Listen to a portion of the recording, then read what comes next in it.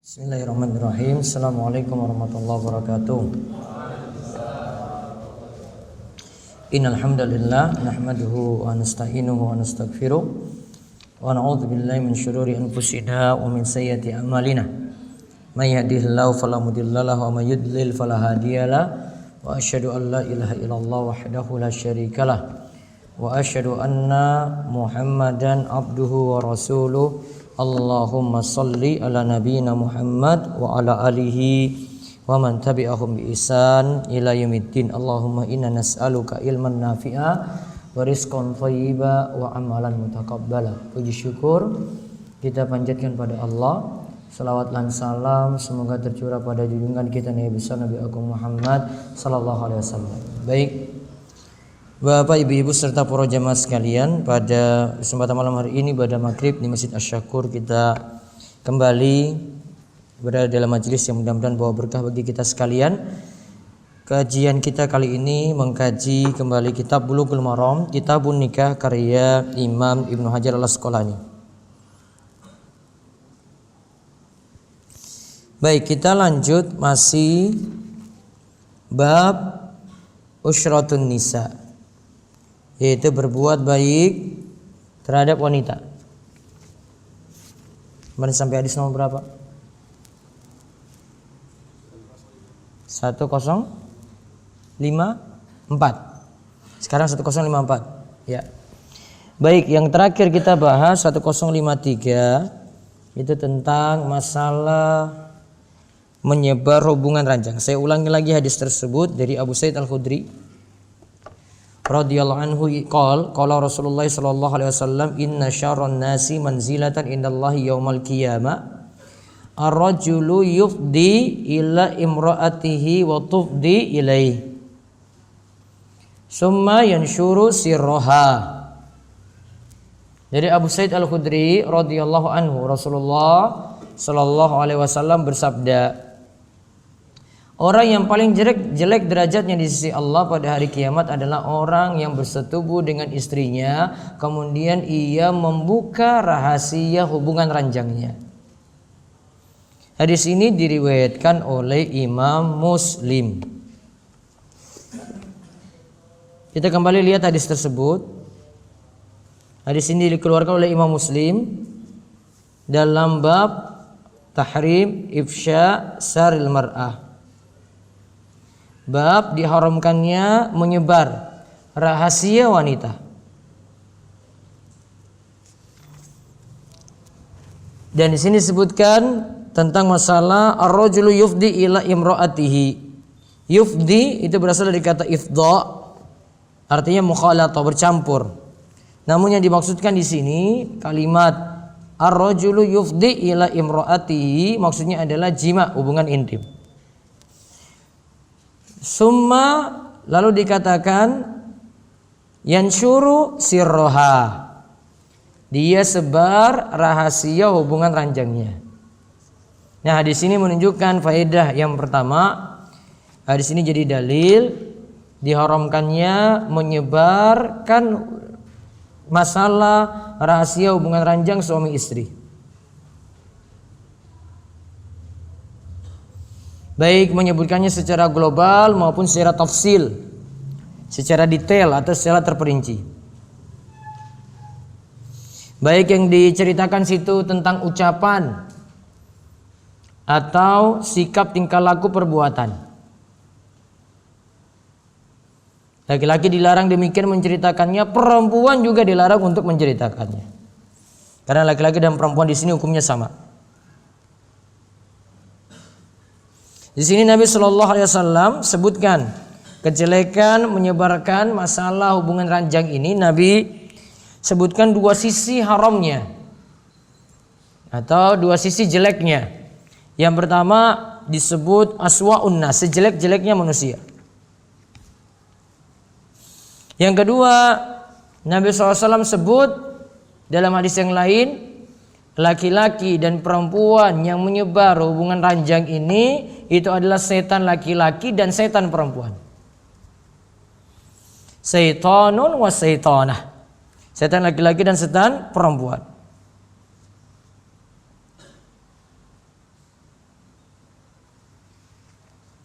Kemudian faedah lainnya lagi dari hadis ini. Hadis ini menunjukkan larangan dikarenakan beberapa sebab. Larangan menyebar masalah hubungan ranjang ini beberapa sebab. Yang pertama, supaya suami istri bisa menjaga rahasia.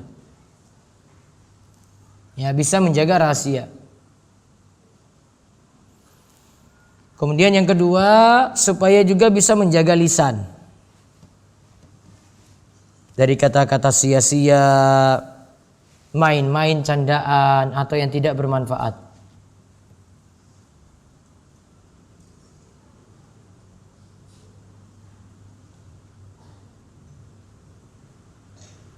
Kemudian yang ketiga, Islam juga ingin menjaga keutuhan rumah tangga, sehingga tidak mudah-mudahan untuk menyebar rahasia-rahasia yang ada dalam rumah.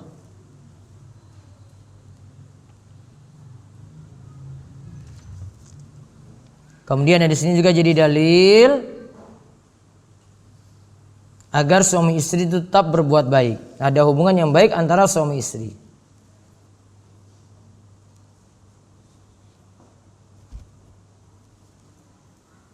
Nah, kecuali di situ boleh menyebarkannya kalau memang ada hajat. Kalau memang ada hajat. Seperti ingin dilaporkan masalah yang terjadi di antara suami istri itu tadi pada seorang hakim. Ingin diputuskan suatu masalah.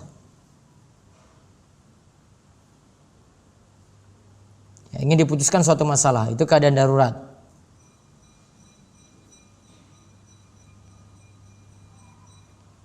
Nah, sekarang kita lihat hadis yang berikutnya. Hak suami istri. Hak istri yang mesti ditunaikan suami. Berarti kewajiban suami terhadap istrinya. Hadisnya 1054, wa an Hakim bin Muawiyah an abihi qal qultu ya Rasulullah ma haqqu zauji ahadina alai qal tut'imuha idza akalta wa taksuha idza iktasaita wa la tadribil wajha wa la tuqabbi wa la tahjur illa fil bait. Rawahu Ahmadu wa Abu Dawud wa Nasa'i wa Ibnu Majah wa al-Qal Bukhari ba'dahu wa sahahu Ibnu Hibban wal Hakim. Dari Hakim bin Muawiyah, dari ayahnya, berarti Muawiyah, ia berkata, aku berkata, wahai Rasulullah, apa kewajiban seseorang dari kami terhadap istrinya? Berarti pertanyaannya maksudnya, apa kewajiban suami terhadap istri? Lantas Nabi SAW menjawab, tut'imuha idza akalta, engkau memberinya makan jika engkau makan. Wa taksuha idza iktasaita, engkau memberinya pakaian ketika engkau berpakaian. Wala tadribil wajha, jangan memukul wajah istrimu. Wala tuqabbih, jangan menjelek-jelekannya. Wala tajur illa fil bait, dan jangan menemani tidur kecuali wala tahjur. Tahjur sini maksudnya hajar, dan jangan menghajar memboikot istri kecuali dalam rumah. Ini juga sudah kita singgung sebenarnya ya. Kita ulang lagi. Nah, sekarang kita lihat hadis Hakim bin Muawiyah dari bapaknya yaitu Muawiyah. Hadis ini menunjukkan beberapa hal. Pertama, wajibnya suami memberi makan dan memberi pakaian pada istri. Wajibnya suami memberi makan dan memberi pakaian kepada istri.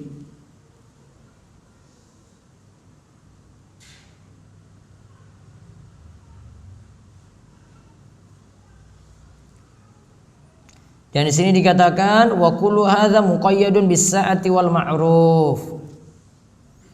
Ini dilihat dari dua sisi ya. Yang pertama lihat dari kelapangan suami, terus yang kedua lihat dari kelayakan, kepatutan. Jadi suami beri nafkah berupa makanan maupun pakaian, lihat dari dua hal. Yang pertama, suami itu rizkinya gimana? Kelapangannya seperti apa? Yang kedua, lihat patut enggak beri seperti itu. Sudah ada rizki yang lapang gitu, terus dia beri yang biasa-biasa saja pada istrinya. Ya, beri yang biasa-biasa saja pada istrinya, enggak patut. Nah, maka belum, harus cari yang patut. Karena dalam ayat katakan walahunna misrul ladzi 'alaihinna bil ma'ruf. Dan bagi para istri itu diberikan kepada mereka sesuai dengan yang patut, yang ma'ruf. Suami punya kelapangan, ya beri yang pantas. Kalau suami rizkinya pas-pasan, ya sudah, yang pantasnya seperti itu. Terus yang kedua, di sini jadi dalil dilarang suami memukul istri pada wajah. Dilarang suami memukul istri pada wajah. Kata para ulama karena wajah itu situ terletak yang bagus-bagus, kecantikannya itu pada wajah. Dan yang paling empuk di sini wajah. Maka kalau yang dipukul wajah, tentu nanti ada asar, ada bekas di situ.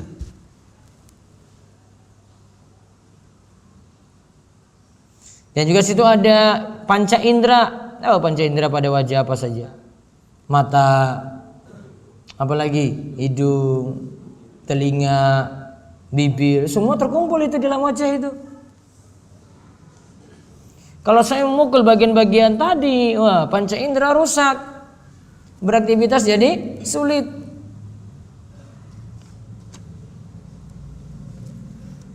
Makanya butuh itu kalau orang itu nikah itu tahu kayak begini nih. Jadi nggak nganggap kalau sudah nikah itu kayak surga aja dia dapat begitu. Ya.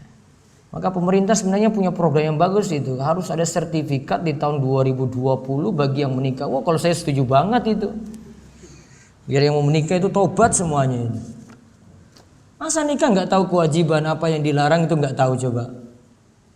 Nikah itu nggak cukup modal cinta saja. Cinta abal-abal aja itu. Oh, saya cinta padamu, enggak cukup modal itu aja. Apa dengan cinta saja jadi itu keluarga jadi langgeng? Enggak.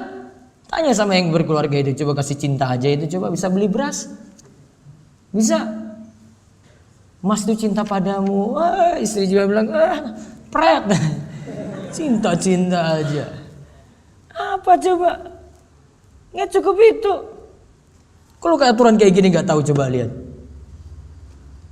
Apalagi kalau baru pengantin baru, penyesuaian banyak. Nah, coba awal-awal pas ta'aruf, masya Allah itu anggapannya itu impiannya luar biasa. Masya Allah ini besok nih jadi istri luar biasa. Ternyata pas hari pertama ya Allah jadi neraka yang luar biasa. Karena butuh penyesuaian. Kan sudah beda ini kan, beda dengan orang yang dia hadapi sebelumnya dengan keluarganya, pindah lingkungan, nggak kuat. Nah, ini bisa terjadi nih kekerasan ini. Kalau nggak percaya tanya aja sudah nikah itu, coba pakai modal cinta nggak itu? Iya Pak, pakai modal cinta Pak? Nggak ada itu pakai modal cinta saja itu, nggak cukup itu, nggak cukup sampai modal cinta saja. Harus ada dilatih itu kesabaran, hadapi pasangan, seterusnya. Mau tahan tangan tadi enggak sampai memukul, mau tahan omongan juga bisa berkata-kata baik gitu. Bisa jadi lahiriahnya itu masya Allah, ini laki-lakinya itu masya Allah rajin ngaji banget. Kalau ngaji itu duduk depan, belum tahu kelakuan di rumah. Tunggu aja, itu cuma duduk depan aja itu. Belum nanti di rumah, itu sikapnya aja kalau di depan majelis. Karena orang mau tahu karakter, akhlak, perilaku, tingkah laku yang sebenarnya kan ketika di rumah. Dia karakter dengan istri bagaimana, gitu, dengan anak bagaimana, itu baru muncul itu. Kalau di majelis mah gampang-gampang aja, buat aja, jaim aja dia. Kayak gitu aja orangnya. Bisa buat-buat kan? Bisa. Mungkin di luar rumah itu dia paling baik pada teman-temannya, semuanya ditraktir. Ayo traktir, ayo saya traktir makan bakso. Boro-boro istrinya kasih kerupuk saja enggak. Mau traktir bakso. Teman-temannya Masya Allah diistimewakan. Ya, belum tentu itu buat baik pada istrinya, belum tentu. Maka ini lihat tingkah laku di rumah Nabi ingatkan kayak gini, wala tadribil wajah, tidak boleh memukul wajah. Bagian-bagian rawan di situ semuanya. Coba kalau tidak dididik kayak gini yang mau menikah, wah KDRT itu banyak sekali. Nah, program pemerintah itu benar itu. Yang jomblo-jomblo pada protes. Kalian belum pernah tahu sih masalah-masalah nikah.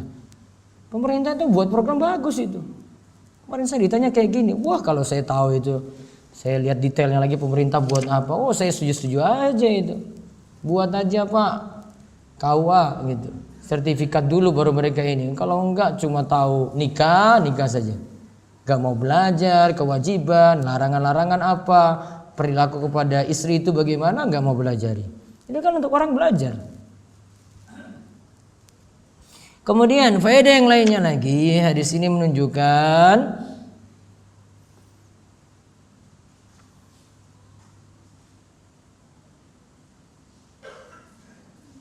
tetap masih dibolehkan memukul istri, namun dengan menghindari wajah. Intinya ada beberapa syarat memukul tadi. Satu, ya ini kita catat syaratnya ya. Satu, pukulannya ringan. Dua, menghindari wajah.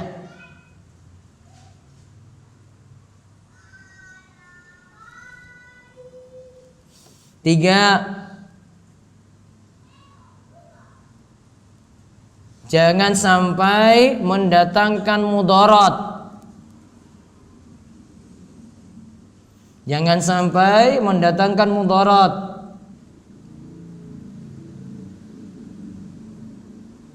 Karena ingat ya, tujuan memukul ini adalah untuk islah wa ta'dib. Lal itlaf wa tashwiyah. Atau Syekh Abdullah Fauzan dia katakan, yang namanya memukul itu tujuannya untuk memperbaiki, mendidik. Bukan untuk merusak, menyakiti. Kalimatnya jelas ya. Jadi tujuan untuk memukul tadi apa? Untuk islah, memperbaiki hubungan. Dan mendidik. Mendidik itu nggak pakai pukulan Mike Tyson, nggak. Ya, itu bukan didik itu lagi latihan. Istrinya jadikan tameng di situ. Bukan merusak. Nah, kalau dia pukul wajah kan merusak. Bukan juga untuk jelek-jelekan. Dia pukul mata rusak gitu. Sudah jelekkan itu panca indera. Maka syariat memukul ini ada. Karena dalam An-Nisa 34, nanti lihat An-Nisa 34 ya, ini untuk mengatasi istri yang nusyuz. Nusyuz. N-U-S-Y-U-Z. Nah.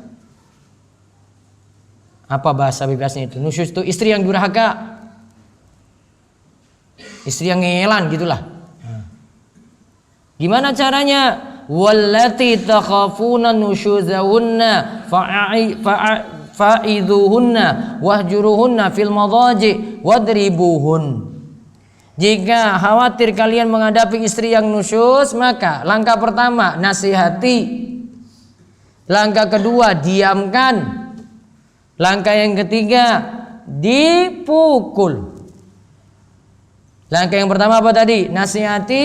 Langkah yang kedua diamkan di tempat tidur.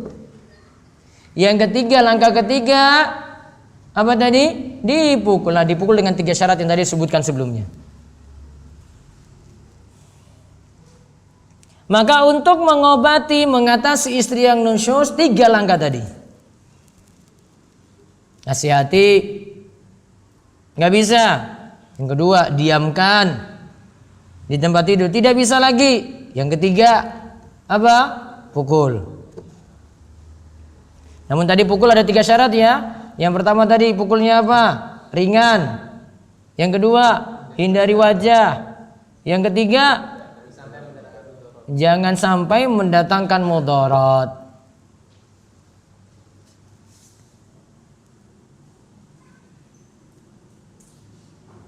Nah, itu yang dimaksud tadi wala tadribul wajhah.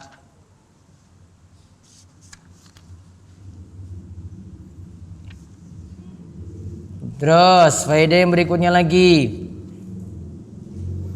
Hadis ini juga jadi dalil jangan mendoakan jelek istri.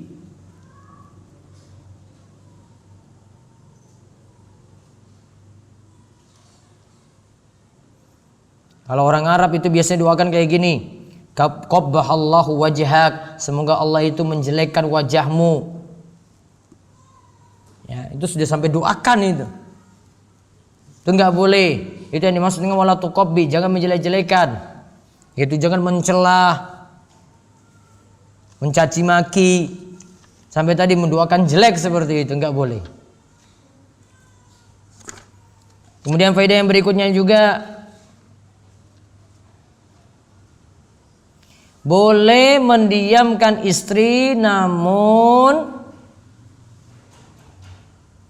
dengan tujuan mendidik dan tidak boleh keluar dari rumah.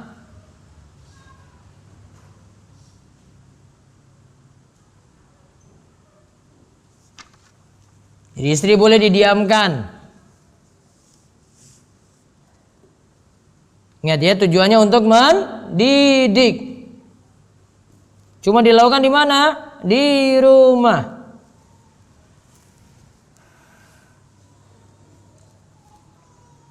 Bentuk-bentuk mendiamkan berikut ini. Sekarang bentuk mendiamkan.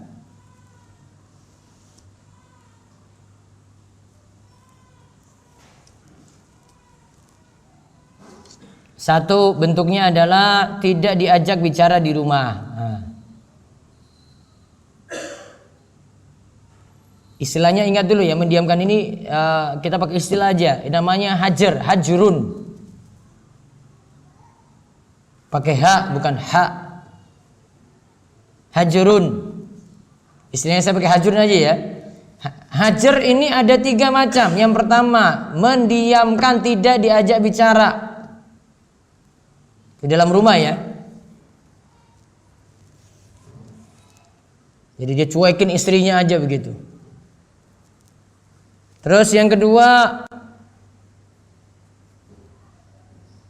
bisa jadi bentuknya hajar, memboikot, hajar atau memboikot. Bentuknya adalah yang kedua, bersuara keras. Ya, jadi dia suara nggak seperti biasanya gitu. Soalnya istrinya diingatkan sulit gitu. Maka dia dengan suara keras. Bisa jadi ketiga bentuknya adalah mendiamkan di tempat tidur.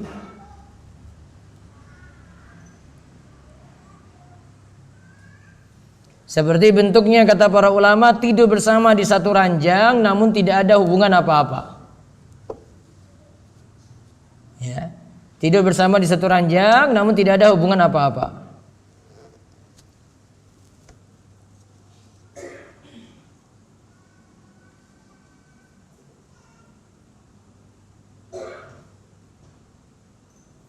Terus lamanya mendiamkan itu berapa lama? Para ulama katakan tidak ada waktu lamanya.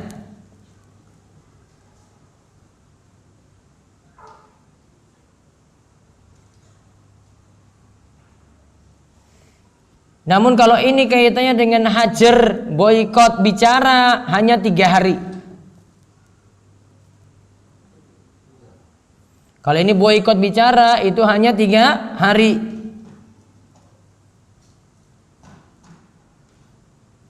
Nah, namun kalau bentuknya itu membiarkan gitu saja, dia tinggalkan gitu saja, nah itu bisa lebih daripada 3 hari.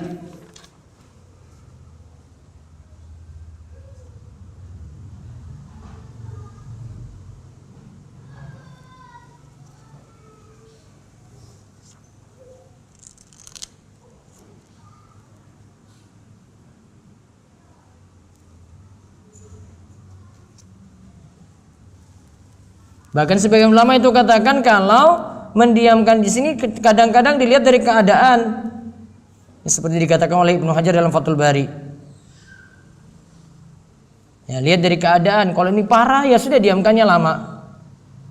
Kalau itu biasa-biasa saja, diamkannya itu sebentar saja. Berarti beberapa hal kita bahas dari hadis ini. Yang pertama tadi kewajiban suami istri ya. Terus yang kedua dilarang memukul wajah. Yang ketiga dilarang menjelek-jelekan istri. Dengan kata-kata jelek juga nggak boleh, sampai doakan jelek juga tidak boleh. Terus yang keempat, ini tentang masalah hajar atau boikot. Boikot tadi ada 3 macam ya, tidak diajak bicara. Terus yang kedua apa? Bersuara keras bentuknya. Yang ketiga, didiamkan di atas ranjang.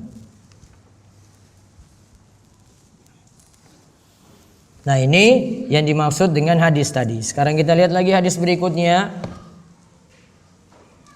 Dari Jabir bin Abdullah radhiyallahu anhu, ini tentang masalah hubungan intim. Kanatil yahudu taqul idza atarajulu imra'atahu min duburiha fi qubuliha kanal waladu ahwal. Fanazalat nisa'ukum harsul lakum fa'tu harsakum anna syi'tum. Al-Baqarah 223, muttafaqun alaihi wa lafdzu li muslimin. Dari Jabir bin Abdullah radhiyallahu anhu, ia berkata, orang Yahudi beranggapan bahwa seorang laki-laki yang menyetubui istrinya, ingat ya, ini anggapan orang siapa? Yahudi, bukan orang Muslim ya. Ini Nabi lagi ceritakan orang Yahudi. Orang Yahudi itu beranggapan seorang laki-laki yang menyetubui istrinya pada kemaluannya dari belakang duburnya, maka anaknya akan bermata juling. Lalu turunlah firman Allah, karena orang Yahudi enggak senang dengan cara seperti ini, maka Allah turunkan firman-Nya, nisa'ukum harsulakum fa'tu harsakum anna syi'tum. Istri-istrimu itu adalah tempat kamu bercocok tanam, itu ladangmu. Maka datangilah tanah tempat bercocok tanam itu bagaimana saja yang kamu kehendaki. Al-Baqarah ayat 223, muttafaqun alaihi. Hadis ini diriwayatkan oleh Imam Bukhari dan Muslim. Di sini mendatanginya di duburnya, ini maksudnya dari arah belakang, bukan berarti bersetubuh di dubur. Kalau bersetubuh di dubur jelas itu salah. Ini pembahasannya lain. Nah sekarang tadi mitosnya orang Yahudi apa? Kalau lewat belakang maka matanya itu juling. Nah itu berarti punya mitos juga orang Yahudi ini. Ya. Jadi mitos-mitos di kalangan Yahudi juga ada. Khurafatnya ada juga Yahudi. Orang Islam ada nggak? Wadah, banyak malahan. Ya, kalau jadi yang percaya mitos-mitos kayak gitu sebenarnya bukan orang Islam aja, sebelumnya juga sama. Nah sekarang kita lihat faedah yang bisa kita ambil dari hadis. Yang pertama tentang masalah hubungan intim, boleh dengan cara apapun, yang penting tidak didubur. Yang penting tidak didubur.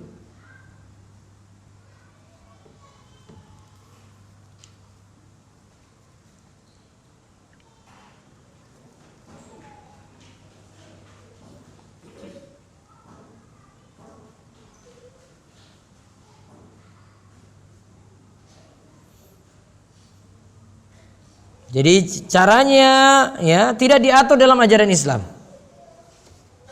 Ya, caranya tidak diatur dalam ajaran Islam. Terus faedah yang kedua, istri adalah ladang bagi suami. Istri adalah ladang bagi suami. Maka kapanpun dia boleh datang berarti. Kapanpun dia boleh datang, kecuali kapan? Ketika lagi haid, diberi catatan di situ. Kecuali ketika datang haid. Itu waktu yang terlarang. Kalau ada yang selain ajaran Islam itu memprotes hal ini, ya itu karena memang mereka nggak tahu aturan. Kalau Islam punya aturan kayak begini, ya Islam itu punya aturan, nggak dibebasin semuanya saja gitu. Ada aturan. Ini dibolehkan, oh ini ada larangan nih. Ah, ini berarti batasan ini tidak boleh dilakukan. Selain itu masih boleh berarti. Itu namanya ladang tadi yang kita sebut, tempat bercocok tanam.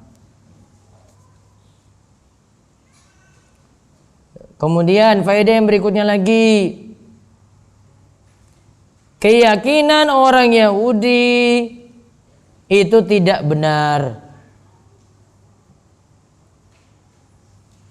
Yaitu jika gayanya dari belakang maka matanya jadi apa tadi? Juling. Nah itu keyakinan tidak benar. Terus faedah yang lainnya lagi, Islam melarang bentuk keyakinan takhayul, khurafat dan mitos-mitos. Apa? Takhayul, khurafat dan mitos-mitos.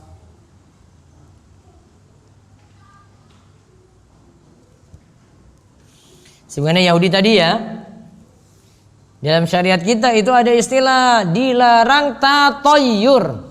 Jadi istilah bahasa Arabnya itu tatoyur.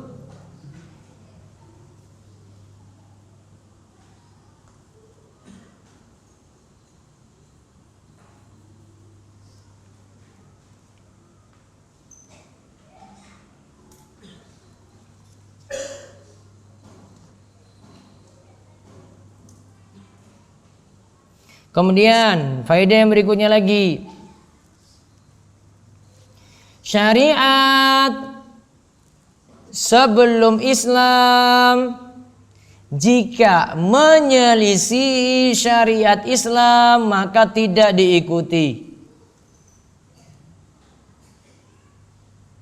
Syariat sebelum Islam yang menyelisih syariat Islam tidak boleh diikuti.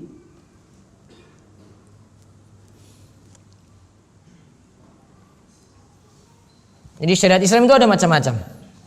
Syariat sebelum Islam ada macam-macam. Syariat sebelum Islam ada yang Islam setujui. Yang kedua, ada syariat sebelum Islam yang Islam tidak setujui. Yang ketiga, ada syariat sebelum Islam yang Islam tidak ada kata tegas menyetujuinya ataupun tidak.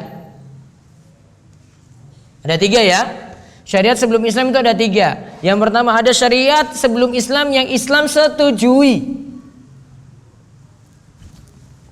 Contoh apa? Pelaksanaan puasa Asyura. Itu Nabi masih menyetujuinya. Ya, puasa Asyura itu masih disetujui. Contoh penyembelihan kurban, nah itu sudah sejak masa Nabi Ibrahim. Islam juga masih setujui. Kemudian ada syariat sebelum Islam yang tidak disetujui oleh ajaran Islam. Nah, contoh ini. Keyakinan orang Yahudi kalau bersetubuh dari belakang itu nanti anaknya matanya juling. Islam itu menghapus keyakinan ini. Berarti orang Muslim gak boleh punya keyakinan kayak gini lagi. Contoh lagi,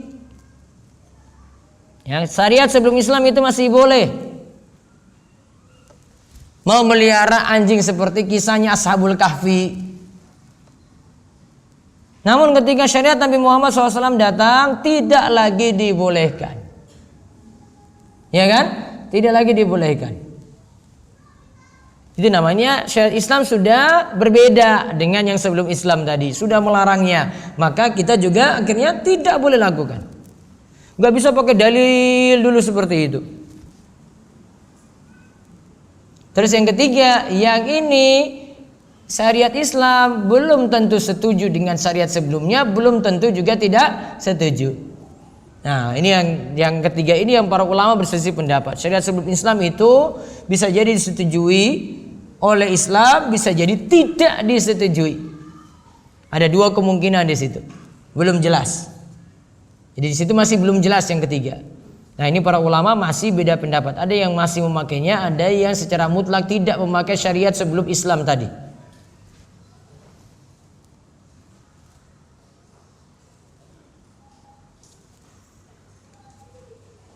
Wallahu a'lam bishawab sampai pada hadis tadi.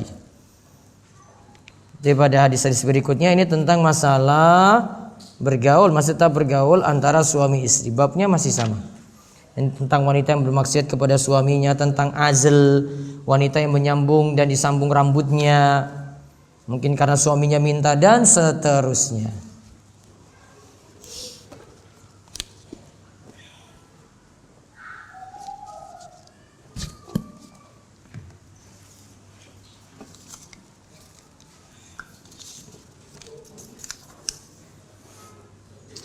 Ustadz, gimana kalau update status tentang kebaikan-kebaikan pasangannya di sosmed? Apa tetap tidak boleh dan harus dirahasiakan? Tidak usah banyak buat galau orang lain. Ya, nggak mesti semuanya itu diberitahu pada orang lain. Apalagi sebutkan ini keluarga saya, ini istri saya, ini suami saya. Ya, banyak nggak disampaikan seperti itu. Wallahu a'lam. Ustadz, oral seks itu dibolehkan atau tidak? Haram. Itu cuma niru-niru orang kafir saja. Kebun ana berbatasan dengan orang lain, tetangga. Dia ada pohon durian. Apakah boleh durian jika duriannya jatuh ke kebun ana terus ana makan? Mau jeruk ke duren ke apa ke itu punya orang. Iya kan? Nah, sekarang masalahnya itu jadi tempat jenengan. Nah, makanya sampaikan pada tuan rumah yang punya, ya sampaikan pada yang punya. Ini banyak ganggu saya, ini bukan buah jambu yang jatuh, ini duren genteng saya ini jadi rusak ini. Bu, saya dikasih sebagian gitu dong, enggak hanya kayak begini. Ya biar rembuk baik-baik. Dia enggak rugi, kita juga enggak terus disakiti kan? Iya kan? Beritahu. Sehingga nggak protes nanti di hari-hari lainnya lagi gitu, atau nggak nyebar aibnya yang nanti buat dia jadi malu gitu. Sampaikan aja ya, seperti tadi. Gimana cara mencuci pakaian yang terkena air madhi? Jadi cuci seperti biasa karena madhi najis. Cuma kalau mau dipakai darurat bisa dengan cukup percikan saja. Namun kalau ini mau cuci benar ya cuci saja karena itu najis. Sedangkan kita dalam posisi perjalanan jauh, berarti cukup dipercikan saja. Apakah kita tetap harus mencuci seperti biasa? Dipercikan, kalau bisa mencuci lebih bagus lagi. Adakah sholat sunnah di belakang makom Ibrahim ketika selesai tawaf? Itu salah satu tuntunan ketika sehabis tawaf sholat di belakang makom Ibrahim, bukan makam ya. Makom Ibrahim. Itu setelah 7 kali putaran baru lakukan itu. Adakah doa khusus menghadap multazam ketika selesai tawaf? Tidak ada doa khusus. Benarkah di Masjidil Haram dan Masjid Nabawi tidak ada waktu terlarang untuk sholat sunnah? Iya. Karena orang sibuk dengan ibadah ketika itu. Namun baiknya tetap pentingkan di waktu terlarang untuk sholat. Kalau sholat yang tidak urgen nggak dilakukan. Ya, misalnya bersengaja sholat gitu di waktu terlarang, enggak. Nanti kalau sudah saya matahari meninggi setinggi tombak atau matahari tenggelam sempurna, itu baru lakukan sholat sunnah. Apakah berdosa jika menggibahi non muslim? Para ulama punya beda pendapat di sini. Pendapat yang paling kuat masih boleh untuk gibah di situ. Apakah mengubur ari-ari disertai lampu termasuk tatoyur? Karena seringkali orang tua meyakini demikian. Ini tradisi yang tidak ada syariatnya dalam ajaran Islam. Bisa jadi terjerumus dalam bid'ah. Kalau itu ada tambahan keyakinan-keyakinan lagi, bisa jadi terjerumus dalam syirik. Bagaimana solusi was-was ketika sholat? Misalnya ragu apakah sudah baca Al-Fatihah atau belum, apakah sholat harus diulangi. Kalau was-wasnya sering kali berulang, ini penyakit namanya. Maka ada para ulama punya bahasan itu gejala-gejala was-was. Disebut gejala-gejala was-was, penyakit maksudnya. Maka ada tips atau cara untuk mengatasi hal ini. Kalau bisa lihat di tulisan saya di website rumahso.com itu di pembahasan qiyat sholat khusyuk. Ya, qiyat sholat khusyuk. Di situ ada bagian-bagiannya, diantaranya cara mengatasi was-was. Bolehkah mengambil hadiah undian dari ulang tahun bank tanpa ada bayar apapun hanya lantaran menjadi nasabah? Tidak boleh. Itu pemanfaatan dalam riba dan hukumnya hadiahnya jadi haram. Janin dalam kandungan yang meninggal atau keguguran usia di bawah 4 bulan. Ya, proses penguburan biasa saja atau seperti penguburan manusia. Kalau belum ada bentuk, maka penguburannya seperti penguburan biasa. Biasanya itu yang sudah ada bentuk di atas 80 hari.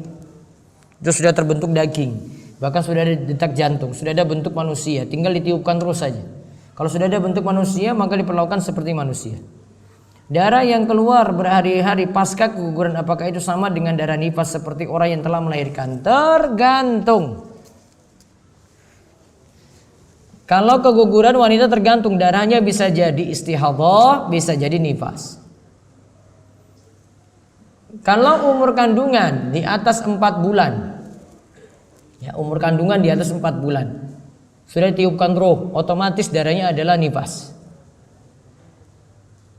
Namun mulai dari usia 1 sampai 80 hari, maka darahnya kalau keguguran, darahnya itu istihadhah, tetap sholat. Namun kalau dari 81 sampai 120 dilihat. Biasanya kalau sudah ada bentuk seperti saya sebutkan tadi, maka darahnya itu darah nifas. Sudah ada detak jantung, ya, hasil USG misalnya, darahnya darah nifas. Namun kalau belum ada bentuk, maka darahnya adalah darah istihadhah, tetap sholatnya. Yang masalah itu cuma di umur 81 sampai 120 hari. Di atas 120 sudah dipastikan darahnya itu nifas kalau keguguran. Jika di dalam kamar terdapat 2 ranjang besar dan kecil dan seorang suami istri tidur dalam ranjang yang berbeda namun masih dalam satu kamar, apakah dibolehkan? Ya boleh-boleh saja, namun ngapain? Kecuali misalnya ada kebutuhan karena anak di situ, ya nggak cukup karena anak mesti bareng dengan ibunya misalnya, ini urusan lain. Jadi begini, saat ini teman Ana sedang bekerja di luar negeri dan insya Allah akan kembali ke Indonesia sebentar lagi. Namun orang tua teman Ana berkata katanya jika sudah berada di Indonesia, orang tua teman Ana menyuruh teman Ana untuk berangkat kerja ke luar negeri lagi. Kira-kira apa yang harus teman Ana lakukan Ustadz jika teman Ana tidak menuruti orang tuanya? Orang tua teman Ana berkata tidak akan pernah memberikan restu kepada teman Ana untuk menikah sampai orang tua teman Ana memberikan kalimat laknat yang tidak seharusnya diucapkan. Mudah-mudahan kalimatnya itu tidak terwujud. Tetap anaknya berbuat baik pada orang tua. Kalau memang dia tidak setuju pergi untuk bekerja di luar negeri, maka dia berikan alasan-alasan yang logis pada orang tua. Saya nggak bisa ini, nggak bisa ini, nggak bisa ini, nggak bisa ini, yang masuk akal gitu. Yang orang tua juga setuju tentang itu. Mudah-mudahan orang tua terbuka pintu hatinya. Jadi beritahu baik-baik juga. Baru-baru ini keluarga kami baru tahu jika Mbah Buyut meninggalkan sepetak tanah yang luasnya lumayan. Dan sekarang mau dibagi-bagi, bagaimana pembagiannya? Siapa saja yang berhak, karena anak-anak dari Mbah Buyut sudah pada meninggal, tinggal satu anaknya yang masih hidup. Apakah cucu-cucunya juga berhak mendapatkan hak waris tadi? Nanti anak dapat bagian, cucu-cucunya tadi juga dapat bagian. Namun pembagiannya kalau saya sarankan tidak dibagi rata, namun melihat mana yang laki-laki, mana yang perempuan. Laki-laki nanti dapat 2 bagian daripada perempuan. Mudah-mudahan tidak terjadi konflik. Karena biasanya kalau sudah kayak begini ini, yang nanti dekat jadi jauh, yang jauh jadi dekat. Paham gak ini? Yang dekat jadi jauh gara-gara konflik, gak mau ngomong-ngomong lagi, gak mau diskusi lagi, gak mau saling sapa lagi. Akhirnya yang jauh juga jadi dekat. Yang dulu di Sumatera akhirnya pulang gara-gara ini. Yang dulu di pedalaman Kalimantan, atau di Flores sana pulang gara-gara ini juga. Padahal sebelum-sebelumnya nggak ada kabar, namun sudah tahu ini, Simbah ini meninggal. Terus bahwa ada sepetak tanah ini yang miliaran misalnya. Wah, itu kayaknya saya dapat jatah di situ. Yang jauh akhirnya jadi apa? Dekat. Kalau sudah dibagi, yang dekat jadi jauh. Kakak adik konflik. Bahkan bisa kakak adik saling bunuh. Cuma gara-gara ini saja. Nah, biasanya konflik ini terjadi karena tidak mau kembali kepada din, gak mau kembali kepada ajaran Islam. Yang kedua, sama-sama tidak mau mempelajari Islam. Pasti konflik kayak gini. Beda kalau satu keluarga mau memahami agama, rela aja yang lainnya itu. Sudah saya pembaginya dapat setengah atau yang lainnya dapat satu ya. Ya sudahlah. Yang ini kok dapat 2 kali, ya saya dapat 1 kali ya. Ya sudah, jatahnya memang. Sudah tahu begitu aturannya. Ya, maka solusinya cuma kembali pada ajaran Islam. Wallahu a'lam. Itu yang kita bahas untuk kesempatan malam hari ini. Mudah-mudahan manfaat dan Allah memberikan kita taufik dan hidayah. Demikian kita cukupkan, kita tutup dengan doa kafaratul majelis. Subhanakallahumma bihamdika asyhadu an la ilaha illa anta astaghfiruka wa atubu ilaik. Assalamualaikum warahmatullahi wabarakatuh.